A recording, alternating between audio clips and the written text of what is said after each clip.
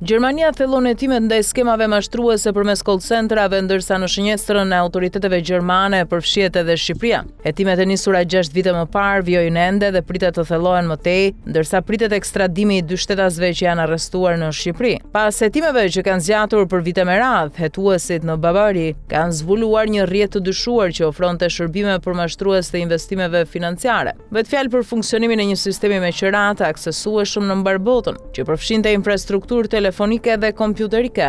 2 drejtues të dyshuar të një kompanie IT e shtetas izraelit të moshës 42 dhe 46 vjeç ndodhen në paraburgim. Kundër 46 vjeçarit është ngritur tashmë akt akuzë në fund të vitit kaluar. Sipas policisë, ai u arrestua në Kipro dhe u ekstradua rreth një vit më parë. Hetimet komplekse ndaj rrjetit kanë nisur rreth 6 vjet më parë dhe ende nuk kanë përfunduar. Autoritetet bëjnë të ditur se ka edhe persona të tjerë të dyshuar. Hetimet pritet të zgjasin edhe për një kohë të gjatë. Në këtë proces është përfshirë në mënyrë të rëndësishme edhe zyra qendrore e prokurorisë së përgjithshme në Bamberg, e specializuar për krimin kibernetik. Sipas akuzës së ngritur së fundmi në dhomën për krime kibernetike të gjykatës së Landit, 46 vjeçari dyshohet se ka punuar së bashku me të dyshuarin më të ri. I arrestuar në Shqipëri për një kompani që kundrejt pagesës furnizonte më shumë se 30 faqe mashtruese në internet, me programet e nevojshme si dhe me infrastrukturë serverësh dhe telefoni. Siç shkruajnë mediat gjermane, rrjeti thuhet se operonte nga Izraeli dhe Ukraina. Gjurmët e para për këta ofrues të shërbimeve kriminale dolën në vitet 2019-2020 pas sekuestrimit të serverëve të një call center i mashtrues në Tiranë. Një komision hetimor pranë policisë në Nuremberg më pas bashkoi të dhënat nga më shumë se 350 procedime kundër mashtruesve të investimeve,